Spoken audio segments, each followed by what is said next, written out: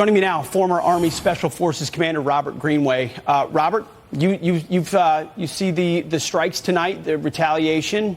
What do you make of it? So I think both you and Jim got it about right. It's 6 days after we lost 3 Americans who were just returned to their families today, and our condolences certainly go out to them. It was also too late. It gave us 6 days to make this into a communications exercise, not a military operation. And it was also rather small considering the scale of it. 125 munitions, to your point, sounds like a lot.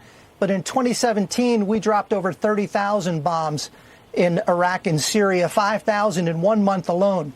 And the targets at Abu Kamal, at Al-Qaim, that is a complex that contains nearly 1,000 structures that could absorb 125 bombs and have over the years without any impact whatsoever. So I fear we are not going to restore deterrence by this, and I fear that the escalation is going to continue. Does this White House actually think that an exercise like this would restore deterrence? You're exactly right.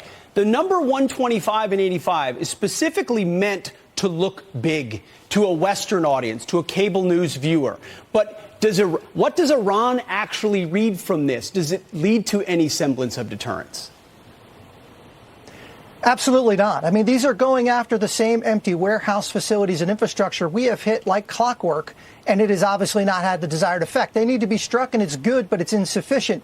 We gave the real commanders, the Iranians, the Quds Force cadres, over a week, essentially, to vacate the premises, and they're a difficult bunch to target to begin with. It takes weeks, in many cases, to develop accurate pattern of life to do it. It took us months to do it for Qasem Soleimani, for example, and that preparation takes time. You'd think we'd be there already. But unfortunately, we're not. So the Iranian interpretation of this is the same, that we are too weak to restore deterrence. They are not going to be deterred by it, and this will continue. This will continue. Do you think this, I mean, we talk about the loss of 3. It could be much more. I mean, you've been on remote bases. I have too. Mine was years ago, 10 years ago in one case, 15 in another.